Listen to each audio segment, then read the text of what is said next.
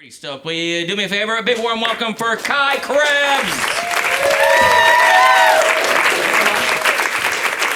Hello, yeah. I just got back from Charleston, South Carolina. Everyone was like, oh, it's like the Austin of South Carolina. And then I was there for 15 minutes and I was like, nah, this is South Carolina. This is South Carolina as fuck. Because, like, also it was, like, right after the hurricane. So, like, it was, like, both empty but still somehow homophobic, which was, I thought, an achievement. Like, because me and my partner were standing on the porch of our Airbnb. He was in full drag, and this 12-year-old rides by on a bike and goes, faggot, and then keeps going.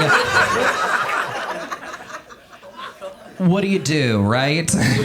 Because it's like, on the one hand, you want to, like, do something to, like, show them that behavior's not acceptable. But if you do something, you just beat up a 12-year-old on a bicycle. Like, I was like, that's like a no-win situation. So we were just like, hey. Yup. Like, I don't know. It was just, I don't know the etiquette. I don't know the protocol. It's been a while. Austin is safe. Like, Austin surprisingly safe. Who fucking knew, you know? Like, I don't know. Like, it's also just like being, it was nice not having to drive because it's like living in Texas. I have to drive everywhere because this state's massive. Like, I drove here tonight and I get nervous driving anywhere in Texas. Is anybody else constantly terrified on our roads? And it's not just because, like, the bed of every truck is full of, like, untethered ladders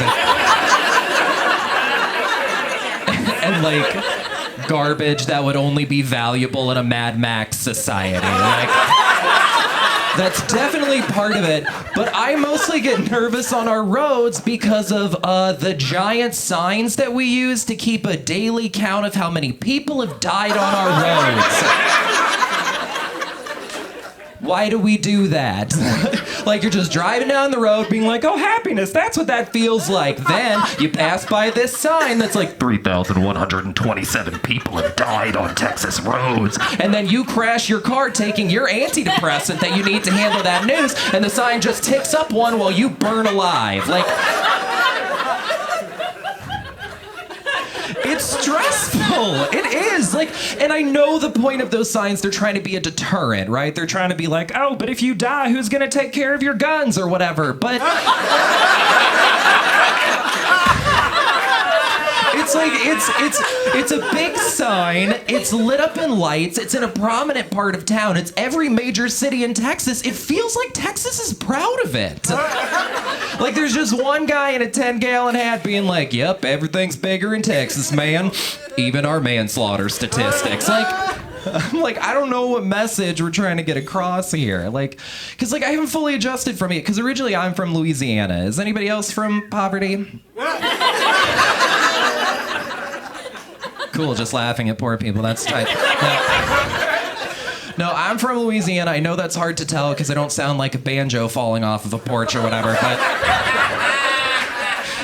I know you guys are suspicious. You're like, you have shoes on. They're not Crocs. I don't know. Like, but I am from Louisiana. And being from Louisiana, like, I got confused a lot as a kid. Like, he's like, whenever I was growing up, I used to hear those Southern truisms. Like, the one I heard all the time was like, oh, if a boy picks on a girl, it means he has a crush on her, right? I'm sure some of y'all have heard that because we have to tell people that, otherwise we will run out of Lifetime movies. But I was like, when I heard that, I was like, okay, duly noted. So then when I started getting bullied in high school for being gay, I was like, okay.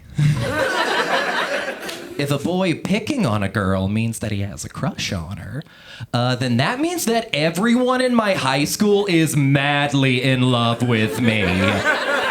Like, madly. Like, Sally's in the first grade getting pinched, and they're like, it means Johnny wants to share his animal crackers with you. Meanwhile, I'm in high school on the ground in the fetal position being kicked by 5 dudes, and it's like, but who do I take to prom, you know?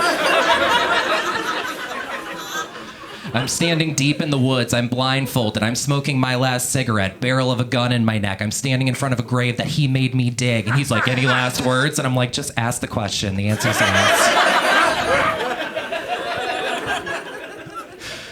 Yeah, it is crazy. You're right. You're very right about that. It is an insane place to be. But if you're really into getting killed with a knife, great place for that. So, I don't know. Don't go to Louisiana. Like, it was just one of those things where it was like weird, like seeing how people dealt with kids, because it was like I wasn't even around kids. Like, I didn't even like kids when I was a kid. Like everyone else, girl, like. Like everyone else in my class, they'd go out to recess and they'd be like, football, sports, tag. Meanwhile, I would be sitting in the classroom, like smoking a candy cigarette with my teacher, just like playing canasta, a card game no one's heard of, just saying haunting things like, did he come and get his shit yet? Like that was me. In 4th grade.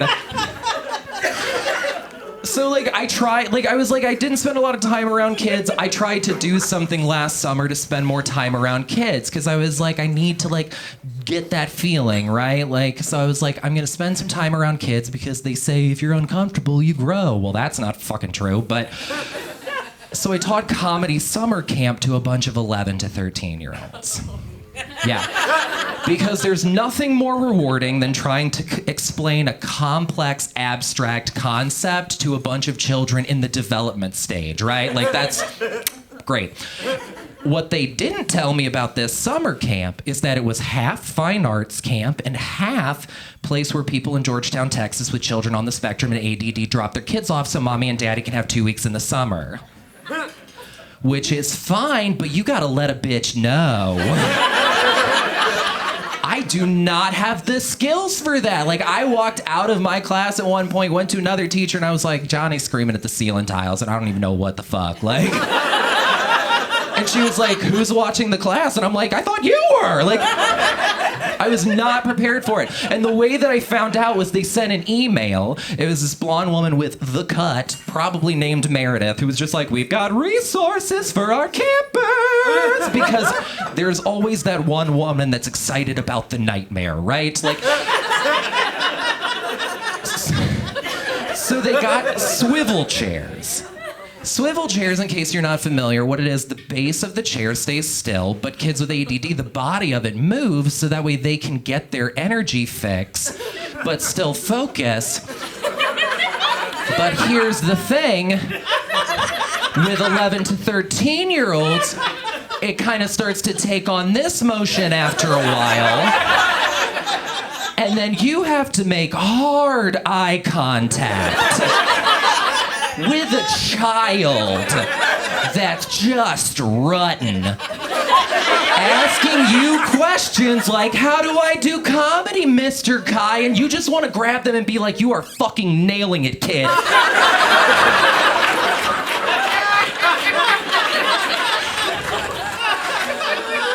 I thought I was teaching them, you know? Turns out they were teaching me. No. I don't know, like, cause like I'm getting to that age where like all of my friends are starting to have kids now, and like I've never wanted kids, not ever once. I have no paternal instincts, cause in Austin you can go 3 weeks at a time and never see a kid. Like, the last time I saw a child, he walked up to me and was like, "Excuse me, mister," and I was like, "I don't have any change, I'm sorry," and I just kept going. Like I assumed, like. But like all my friends are starting to have kids, and whenever you tell your friends who are having kids that you don't want them, what's the thing they say to you? Yep, you'll change your mind. You'll change your mind, right? It's you and me, girl, all night. It's you and me. Like, I was like, I don't think I'm gonna change my mind, but let me entertain your hypothetical scenario, right? Let's say I change my mind. Let's say I have a kid. What's to stop me from changing my mind again? I sound fickle. Yeah. The last thing I need is to be walking out of a bathroom, just the sleeves of my sweater are wet, but because I'm still a comic, I'm like, don't go in there for 10 or 15 minutes. Like, yeah, that's dark.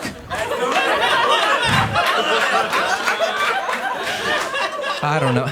But, like, I mean, I'm just trying to spare because it's like I can barely take care of myself or my dog. Like, I haven't seen my dog in 3 days. I assumed he was at work. Like, I don't know. And I'm just trying to not have kids because I feel like it's the responsible thing to do, because I feel like the last thing that the gay rights movement needs right now is a bad gay dad. Oh my God, can you imagine, like, if something happened to my kid, Nancy Grace's wig would just start vibrating in the distance. And she'd be like, oh my God, I sense it. They're after the children again.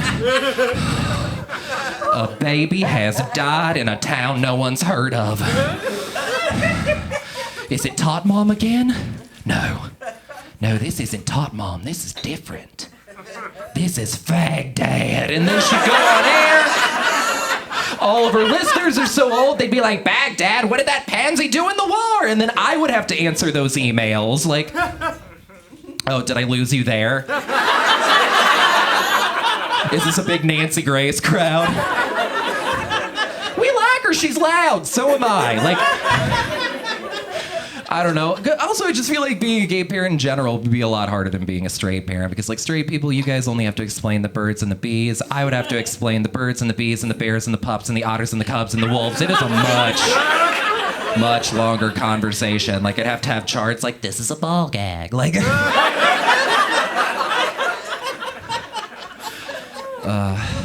I don't know. I'm in a relationship now, so I'm off Grindr, which is great because that's a nightmare. Not because of the men on it, but because Grindr's like started to take on the tone of a weird gay orphanage. In the sense that since Queer Eye came back, all the women who want gay best friends have started downloading our apps and making profiles to try to find a gay best friend. Yeah. I'm so glad I'm not a part of that anymore. Cause like that always weirded me out. I was like, that would be like a lesbian going on straight Tinder and swiping right on everyone like I'm just here for a sperm donor. Like you guys would be like, you're here for a sperm donor? That's weird. There's a place to get sperm. It's called a sperm bank. Well, good news. There's a place to get a gay best friend too. It's called high school. You have 4 years to come to a gay person if you want a best friend. 4 years, a full presidential term, 4 years. That's like 1,400 days. 4 years to come to a gay person to try to make your gay best friend. You have to come to us when we're at our worst. We don't have access to hair dye yet. No one's taught us how to dress. We're confused. We're getting bullied. We have no idea how to talk to our friends and family. We're contemplating suicide. You have to walk up to us, pluck that razor blade out of our hands and go, fuck them, queen, you're fabulous. And that's how you get a gay best friend. Oh, you guys have been an absolute delight. Thank you so much for having me. I hope you enjoy the rest of the show. Thank you.